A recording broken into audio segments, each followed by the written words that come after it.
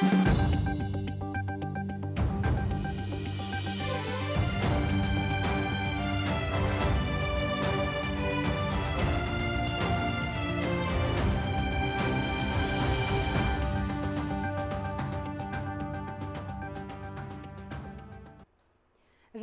विद्यादेवी भण्डारीले आज राति 12 बजेभित्र नागरिकता विधेयक प्रमाणीकरण नगरे के हुन्छ? कान्तिपुर समाचारमा आज समानुपातिक बन्द सूचीमा दलका पहुँचवालाकै हालीमुहाली र त्यसले संविधानको भावनामाथि नै गरेको प्रहारबारे कान्तिपुर विशेष सम्पादकीय। काठमाडौँमा भोलिदेखि सुरु हुने नेपाल भारत जलस्रोत बैठकका एजेन्डा अनि अन्तर्राष्ट्रियमा म्यानमारमा सेनाले विद्यालयमै चलायो गोली र खेलकुदमा भारत र अस्ट्रेलिया बीचको पहिलो T20 सिरिजको अपडेट लगायतका सामग्री हामीसँग छन्। नमस्कार, अब मुख्य समाचार। नागरिकता विधेयक प्रमाणीकरण गर्ने राष्ट्रपतिको समय सीमा आज राति 12 बजेसम्म। ढिलाइप्रति सत्ता गठबन्धनको आपत्ति, कानुनविद भन्छन् स्वीकृत नगरी सुखै छैन। संविधानको भावना विपरीत समानुपातिक उम्मेद्वारको बन्द सूचीमा पहुँचवालाकै रजाई। चुनाव हार्ने डरले प्रभावशाली नेताले नै रोजे सुरक्षित बाटो। पसिना बगाउनु पर्दैन, खर्च पनि गर्न पर्दैन, योभन्दा राम्रो पोलिटिक्स के हुन सक्छ? बैंक तथा वित्तीय संस्थाले आफू खुसी बढाउन थाले ब्याज दर 14.5% भन्दा बढी भएपछि उद्योगी व्यवसायीको विरोध, अर्थतन्त्र नै अप्ठ्यारोमा पर्ने चेतावनी। म्यानमारको विद्यालयमा सेनाले हेलिकप्टरबाट अन्धाधुन्द गोली चलाउँदा 11 बालबालिकाको मृत्यु, 15 बेपत्ता, अन्तर्राष्ट्रिय समुदायको भर्त्सना। र नेपाली महिला फुटबल टिमलाई उपविजेताको पदकले दिएन सन्तुष्टि, खेल र खेलाडीमा पर्याप्त लगानी नहुँदा दक्षिण एसियामै सीमित हुने जोखिम।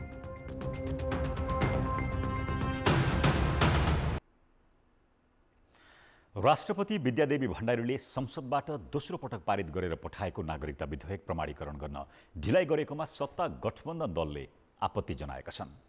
प्रधानमन्त्री निवास बालुवाटारमा आज बसेको 5 दलको बैठकले संसदले पारित गरी पठाएको नागरिकता विधेयक 15 दिन पुग्दा पनि प्रमाणीकरण नगरेको भन्दै राष्ट्रपतिको भूमिकामाथि प्रश्न उठाएको हो। बैठकमा संविधानका संरक्षक राष्ट्रपतिबाट नागरिकता विधेयक प्रमाणीकरण हुनेमा आशंका रहे पनि अन्तिम समयसम्म प्रमाणीकरण गर्नेमा 5 दल आशावादी रहेको एक शीर्ष नेताले बताए। राष्ट्रपतिले विधेयक प्रमाणीकरण नगरे के गर्ने भन्ने विषयमा अर्को बैठकमा छलफल गर्ने गठबन्धनको तयारी रहेको छ। संसदका दुवै सदनबाट दोस्रो पटक पारित गरेर 15 दिन अघि नागरिकता विधेयक सभामुखले प्रमाणित गरेर राष्ट्रपति समक्ष प्रमाणीकरणका लागि पठाएका थिए। राजनैतिक दलहरूबीच तीव्र विवाद भएपछि संसदमा समेत बहुमत अल्पमतबाट अघि बढाइएको नागरिकता संशोधन विधेयक विधि सम्मत अघि बढेमा आज रातिसम्ममा प्रमाणीकरण हुनुपर्नेछ। तर राष्ट्रपति विद्यादेवी भण्डारीले पहिलो पटक सन्देशसहित फिर्ता पठाएको विधेयक छोटो प्रक्रियाबाट संसदले हुबहु पारित गरेर भदौ 20 गते फेरि पठाउँदा पनि प्रमाणीकरणमा आलटाल गरिरहेकी छिन्। जबकि संविधानले दोस्रो पटक पनि रोक्ने अधिकार राष्ट्रपतिलाई दिएकै छैन। प्रमाणीकरण नभए विधेयकले न कानुनी बाटो पाउनेछ न त अब प्रतिनिधि सभा नै रहेको छ। संविधानको रक्षक राष्ट्रपतिबाट गैर संवैधानिक कदमको त कल्पना नै गरिएको छैन। अहिलेको यो स्थितिबारे के भन्छन् त कानुनका जानकारहरू? केपी शर्मा ओलीज्यू अस्ति जनकपुरको एउटा सभामा जन्मसिद्धको सन्तानलाई नागरिकता दिन म तयार छु, ल्याउनुहोस्, तुरन्तै गर्न सकिन्छ भन्ने उद्घोष पनि गर्नुभएको थियो। मलाई लाग्छ कि अहिलेको विधेयक र उहाँले भनेको कुरामा कुनै भिन्नता छैन। त्यही कुरा त्यहाँ छ। त्यसमा एडिसनल 2टा कुरा मात्रै छ। एउटा चाहिँ यो बाबुआमा फेला नपरेको हकमा, त्यो चाहिँ संविधानले नै क्वाइन गरिदियो, र अर्को चाहिँ गैर आवासीयको हकमा, त्यो त संविधानले नै भनेको कुरा हो। त्यसैले उहाँले ल्याएको अध्यादेश, उहाँले अस्ति बोलेको कुरा र अहिले चाहिँ भएको विधेयकमा संविधान त कानुन त कुनै भिन्नता छैन। त्यसकारणले अब यसलाई राजनीतिक मुद्दा भन्दा पनि एउटा चाहिँ मौलिक हकमा नागरिकता विहीनहरूले नागरिकता पाओस्, अरू सिस्टम टाइट गरौँ कि त्यसमा खेल्न कसैले नपाओस्, यसरी अगाडि बढ्नुपर्छ। अथवा राष्ट्रपतिले गर्ने भूमिकाका बारेमा उहाँले गर्नु भएन भने के हुन्छ भन्ने कुरा चाहिँ संविधानले नै परिकल्पना गर्दैन, अरू कुनै पनि कानुनले पनि परिकल्पना गर्दैन। त्यसकारण राष्ट्रपति यस्तो व्यक्तित्व हो, उनले कर्तव्य निर्वाह गर्नुपर्छ। राष्ट्रपतिले संवैधानिक कर्तव्य निर्वाह गर्ने प्रयोजनका निम्ति संविधानमा व्यवस्था गरिएको। अब राष्ट्रपतिले नै कर्तव्य निर्वाह गरिदिनु भएन, संविधान बमोजिमको भूमिका निर्वाह गरिदिनु भएन भने के हुन्छ भन्ने कुरा चाहिँ अहिले परिकल्पना गर्न सकिन्न। राष्ट्रपतिले संविधान विपरीत जानुहुन्न, कुनै पनि राष्ट्रपति संविधान विपरीत जाँदैन भन्ने कल्पना मात्रै गर्न सकिन्छ। हुन्न होला भनेर कल्पना नगरौँ भनेर म अनुरोध गर्छु। किनभने यसले चाहिँ भोलिको दिनमा चाहिँ हाम्रो सिस्टम के हो हैन, हामीले चाहिँ कस्तो किसिमको चाहिँ अब संस्कार बसाल्ने भन्ने कुरातिर चाहिँ भावी दिनहरूमा हामीले धेरै अप्ठ्याराहरू पार गर्नुपर्छ र स्वयं अब व्यक्तिको सवालमा पनि विभिन्न प्रकारको विवादहरू चाहिँ उत्पन्न हुन सक्छ, संस्था विवादित हुन सक्छ। त्यसको चाहिँ मैले कल्पना नगरौँ भनेर भन्छु। यो नागरिकता विधेयकको समर्थन गर्नेहरूको सम्बन्धमा पनि विरोध गर्नेहरूको सम्बन्धमा पनि। तर अब गलत के हुन्छ भने कि केही जेन्युन केसहरू छन्, जस्तो अङ्गीकृत नागरिकका सन्तानहरूको कुरो। अब धेरै मान्छेहरू छन् जो नागरिकताका लागि पर्खिरहेका छन् र राष्ट्रपतिको त्यो विषयमा कुनै टिप्पणी पनि छैन, उहाँले त्यसलाई मन पराएकै देखिन्छ। तर इभन अब यो यदि प्रमाणीकरण भएन भने त्यस विषयमा पनि चाहिँ अप्ठ्यारो पर्ने अवस्था आउँछ।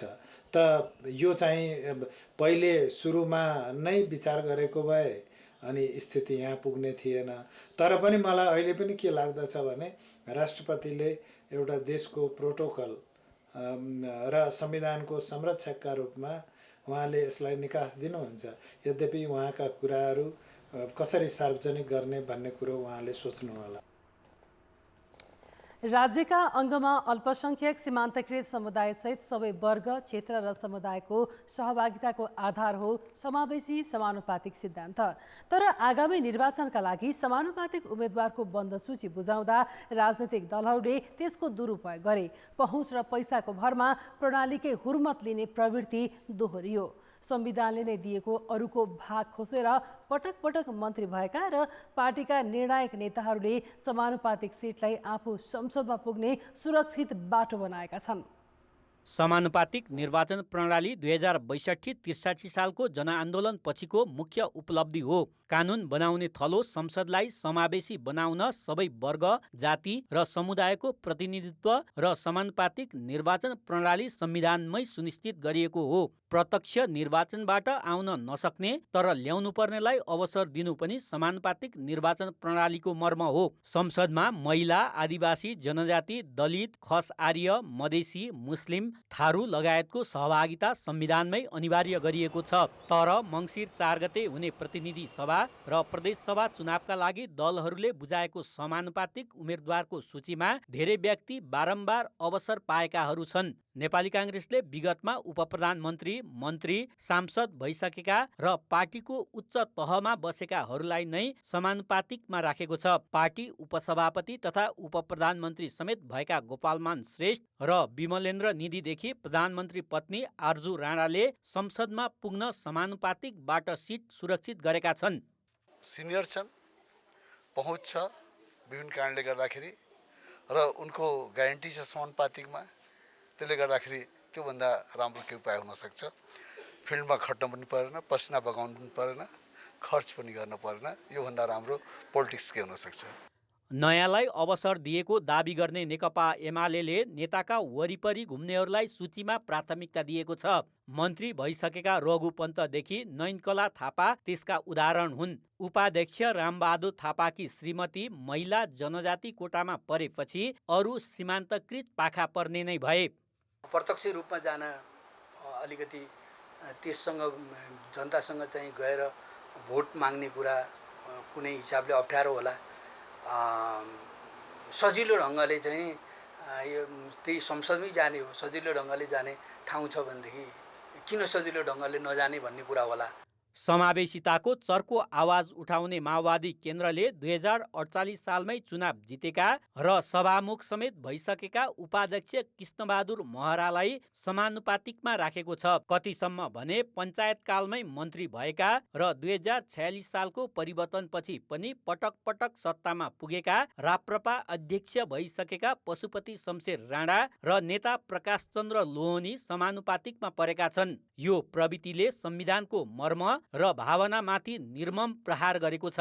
नेपालको संविधान 2072 को धारा 84 को उपधारा 1 को खण्ड खमा समानुपातिको लागि विभिन्न क्षेत्र सम्प्रदाय जात जाति क्लियर गरेरै चाहिँ उल्लेख गरेको छ। पटक पटक मौका पाइसकेकालाई नीति निर्माणमा पुगिसकेकालाई दोहोर्याउने जुन काम भएको छ त्यो चाहिँ संविधानको मकसद बमोजिम भएको छैन। निर्वाचन आयोगमा दलहरूले बुझाएको सूची हेर्दा नेताको वरिपरि घुम्ने अवसर पाएर पनि मुलुकका लागि खासै योगदान गर्न नसक्नेहरू समेत छन्। अहिले फेरि समानुपातिक सूची चयनमा पहुँचवालाकै रजाई चल्नु लोकतन्त्रको अवमूल्यन हो। कान्तिपुर समाचारका लागि क्यामेरामा मुरारी घिमिरेका साथ पर्वतराज घिमिरे, काठमाडौँ।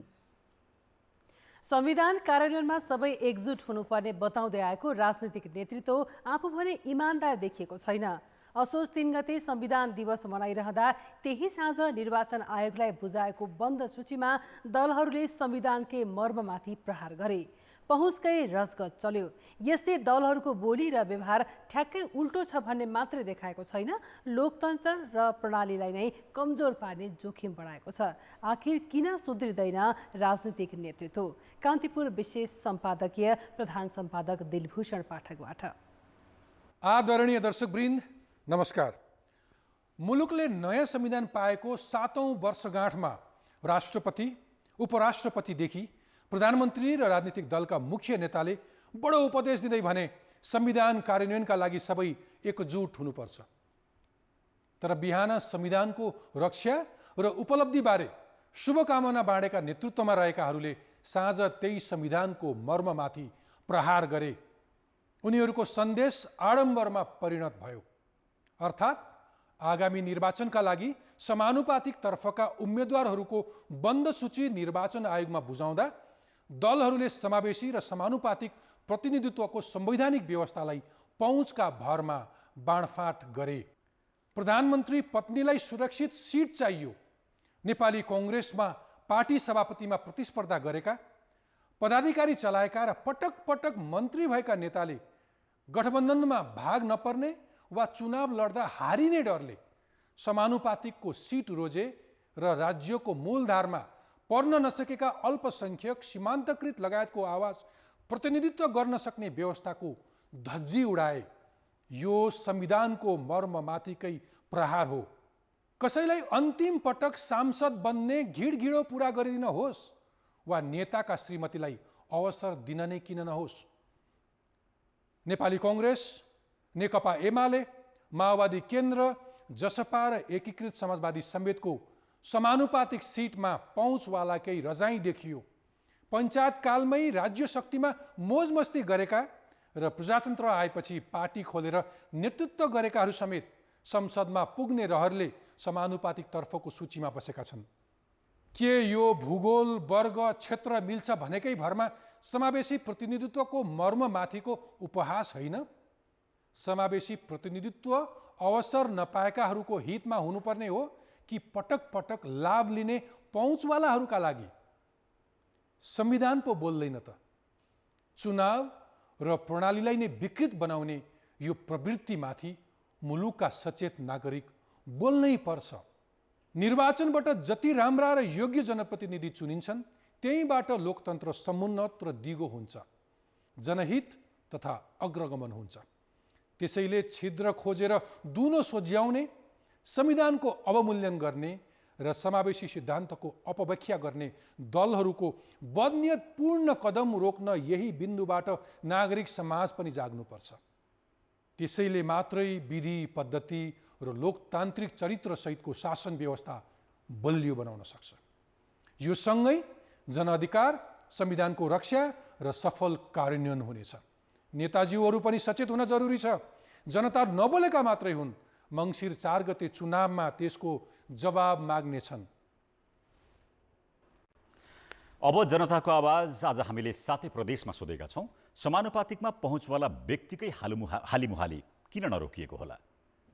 जनताको आवाज जुन उद्देश्यले जुन वर्गको उत्थानको लागि ल्याइएको हो त्यो वर्गमा जनचेतना फैलाउनु पर्छ। समानुपाती र समावेशीका आधारमा महिलाहरूलाई सहभागी गराउने भन्ने जुन नारा छ यसको महत्त्व हीन भएको। नातावाद अर्थको चाहिँ नि बाहुल्यता भएका मान्छेहरूलाई मात्रै प्रतिनिधित्व हुन्छ। जसले चाहिँ हिजोदेखि चाहिँ दुःख गरेर चाहिँ एउटा फिल्डमा खटिरहेको महिलाहरूको चाहिँ मूल्याङ्कनबाट उहाँहरू वञ्चित हुनुभएको छ। पूर्ण समानुपातिक निर्वाचन प्रणाली लागू गर्नुपर्दछ। गरिब दुखी यिनी आयुष नभएको मान्छे अघि बढिरहन मन लाग्छ, तिनी नेता हुन मन लाग्छलाई तिनीहरूलाई नै गर्नुपर्छ। निर्वाचन जित्न नसक्ने अवस्था देखेर उनीहरूले आफ्नो लागि नै सेफ ल्यान्डिङको लागि यो समानुपातिक प्रणाली राखे। जो नेताको पाउँछ र पैसा पावरमा जो अलि हुन्छ त्यो हिसाबले कुन जातिले पाउने हो कुन जातिले नपाउने हो त्यसको श्वेतपत्र जारी हुनुपर्छ। गाउँघरका मान्छेहरूले पनि बुझेर यो मान्छे राम्रो छ अगाडि बढामै भनेर नसोच्ने। नाम मात्रको समानले दलित जनजातिमा पनि आफ्नै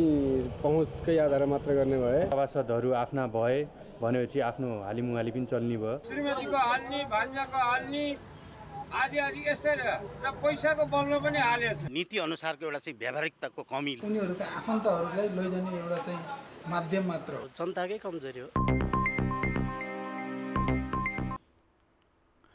अब बाँकी समाचार। आगामी निर्वाचनमा प्रत्यक्षतर्फ सिट बाँडफाँडको टुङ्गो लगाउन भन्दै सत्तारूढ 5 दलको बैठक बालुवाटारमा केही बेर अघि सम्पन्न भएको छ। साउनमै कार्यदल बनाए पनि गठबन्धन दलले प्रत्यक्षतर्फ प्रतिनिधि सभाका 165 र प्रदेश सभाका 330 सदस्यको सिट मिलाउन सकिरहेको छैन। यसबारे थप जानकारी दिन प्रधानमन्त्री निवास बालुवाटारबाट सहकर्मी पर्वतराज घिमिरे प्रत्यक्ष सम्पर्कमा जोडिएका छन्। पर्वतजी, गठबन्धन दलको बैठक केही बेर अघि मात्रै सम्पन्न भएको छ, के छ आजको बैठकको प्रगति?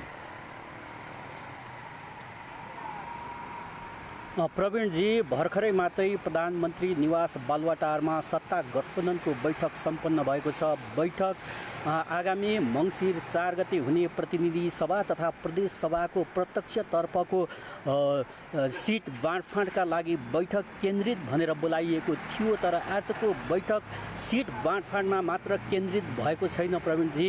खास गरेर आजको बैठकमा राष्ट्रपति विद्यादेवी भण्डारीको भूमिकामाथि सत्ता गठबन्धनको बैठकमा प्रश्न उठेको छ।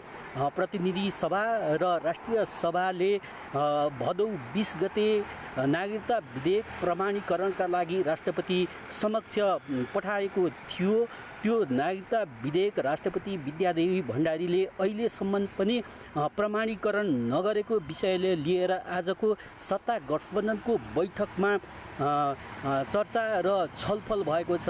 खासमा राष्ट्रपति विद्यादेवी भण्डारी समक्ष जुन पेश भएको प्रमाणीकरणका लागि पेश भएको विधेयक छ, त्यो विधेयक 15 दिनभित्र राष्ट्रपतिले प्रमाणीकरण गरिसक्नुपर्ने संवैधानिक व्यवस्था भएका कारणले गर्दा पनि आज त्यो 12 बजेबाट त्यो समय सकिँदैछ र अहिलेसम्म पनि राष्ट्रपति विद्यादेवी भण्डारीले त्यो विधेयक प्रमाणीकरण नगरेका कारण सत्ता गठबन्धनको दलमा राष्ट्रपति विद्यादेवी भण्डारीको भूमिकामाथि प्रश्न उठेको हो। तर आजको बैठकमा सत्ता गठबन्धन दलभित्र राष्ट्रपति विद्यादेवी भण्डारीले आजको राति 12 बजेसम्ममा जुन नागरिकता विधेयक छ त्यो विधेयक चाहिँ प्रमाणीकरण गर्ने कुरामा दलहरू विश्वस्त रहेका छन्। त्यसले गर्दाखेरि आजको बैठक गठबन्धनको सिट बाँडफाँडमा मात्र केन्द्रित नरहेर राष्ट्रपतिको भूमिकामाथि पनि प्रवीणजी केन्द्रित भएको छ। बैठक केही बेर अगाडि सकिएको छ र भोलि बिहान पुनः 9 बजे सत्ता गठबन्धनको बैठक बस्ने र राष्ट्रपति विद्यादेवी भण्डारीले विधेयक प्रमाणीकरण नगरेको खण्डमा भोलि पुनः सत्ता गठबन्धनको बैठकमा छलफल हुने बैठकमा सहभागी एक शीर्ष नेताले हामीलाई जानकारी गराएका छन्। प्रवीणजी, हुन्छ पर्वतजी, धन्यवाद जानकारी उनी थिए प्रधानमन्त्री निवास बालुवाटारबाट सहकर्मी पर्वतराज घिमिरे। सत्ता गठबन्धन 5 दलको बैठक केही बेर अघि मात्रै सम्पन्न भएको छ र आजको बैठकमा सिट बाँडफाँडको विषयमा सहमति जुट्न सकेन। त्यसै गरी नागरिकता विधेयक प्रमाणीकरणका विषयमा पनि छलफल भएको छ। संसदीय निर्वाचनमा अपराजित यात्रा गरिरहने नेतामा नेपाली कङ्ग्रेसका सभापति समेत रहेका प्रधानमन्त्री शेरबहादुर देउवाको नाम आउँछ। 2048 सालदेखि डडेलधुराबाट निर्वाचित हुँदै आएका देउवाका चुनावी एजेन्डा भने सधैँ एउटै छन्। आगामी चुनावमा पनि देउवाले पुरानै एजेन्डा लिएर जाने तयारी गरेका छन्। नेपाली काङ्ग्रेसका सभापति समेत रहेका प्रधानमन्त्री शेरबहादुर देउवाले 2048 को निर्वाचनमा गरिबी, बेरोजगारी र विकासको मुख्य एजेन्डा लिएर प्रतिस्पर्धामा उत्रिएका थिए।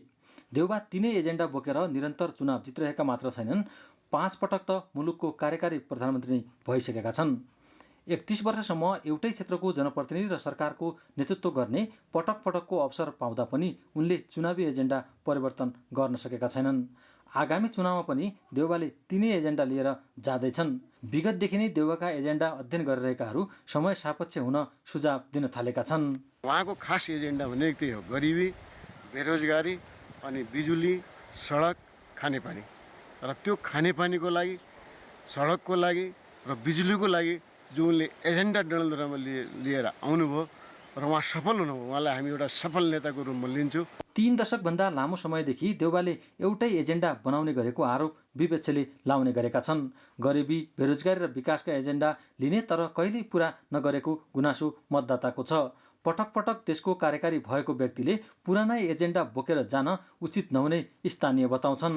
नेताहरूले जे बोल्छन् त्यो गर्छन् भन्ने विश्वास जनतामा हुनु पर्यो। जनतामा अब विश्वास रहेन, जनतामा विश्वास रहेन, कसले तत्कालीन भ्रम छरेर कसको भ्रममा परेर मत दिन्छन् जनताले भन्ने कुरा मात्रै हो। न कि यो देशको न कि यो जिल्लाको भाग्य र भविष्य बनाउनको लागि कुनै भनौँ न सम्पूर्ण जनतालाई आबद्ध हुने खालका कुनै नयाँ नौला खालका कुनै फ्याक्ट्री, कुनै त्यस्ता उद्योग धन्दा खालका कुनै योजना ल्याउनुहुन्न। जनमुखी र विकासप्रेमी एजेन्डा बोकेर निर्वाचनमा जानेले जितेपछि पुरा गर्न सक्नुपर्छ। चुनावका बेला मात्र जनताका दुःख देख्ने तर जितेपछि सबै भुल्ने परिपाटी कायम रहेसम्म विकास सम्भव देखिँदैन। कान्तिपुर समाचारका लागि वरुण पनेरू, डडेलधुरा।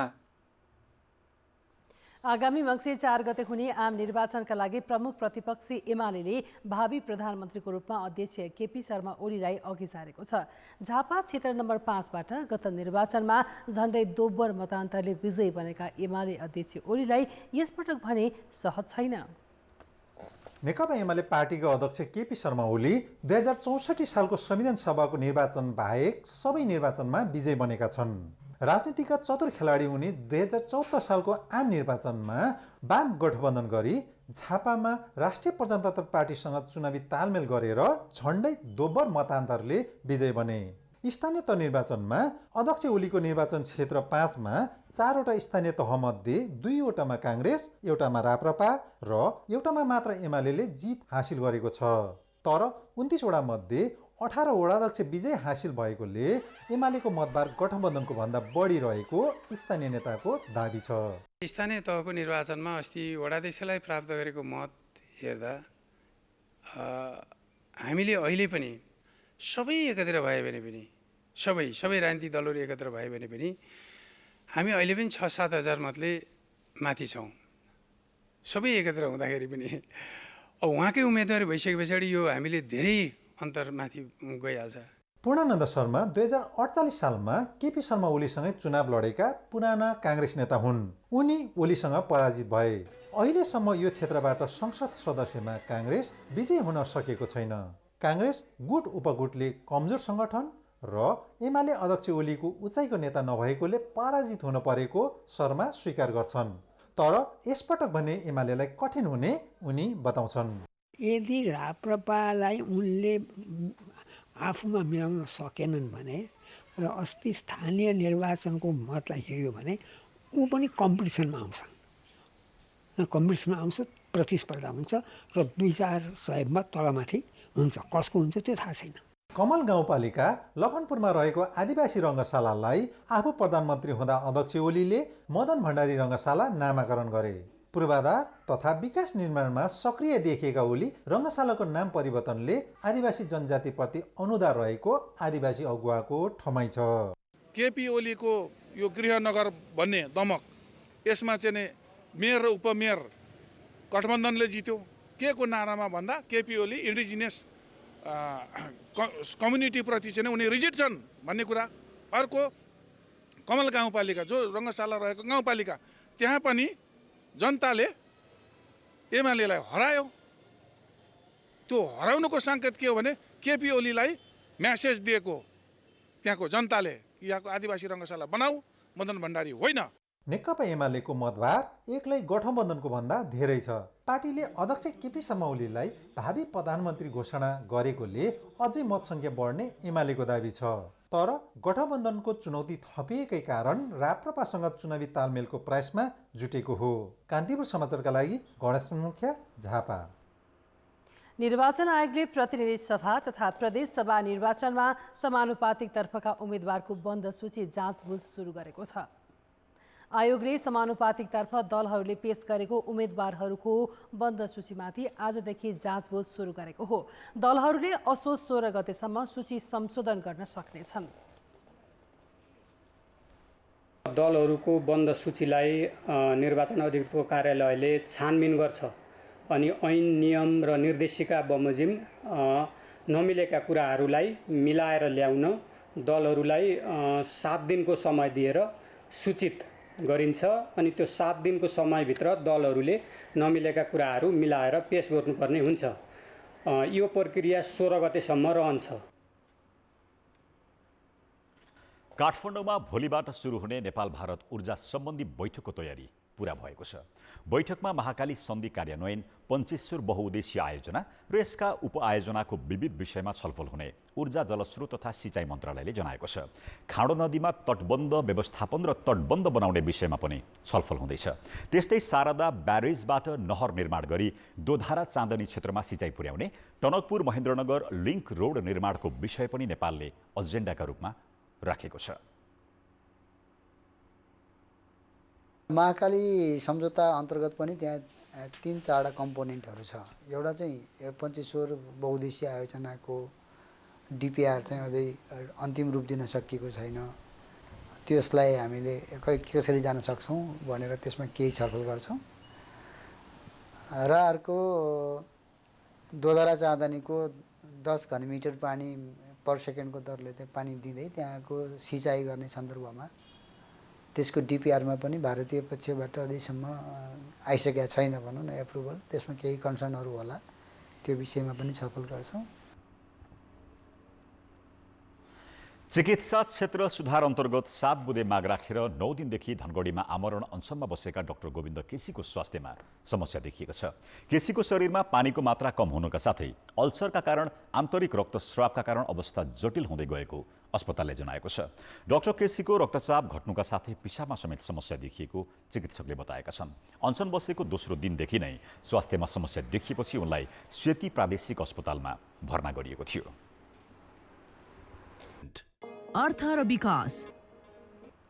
अर्थमन्त्री जनार्दन शर्माले कृषि कर्जाका नाममा जग्गामा लगानी गर्ने अवस्था अन्त्य हुनुपर्ने बताएका छन्।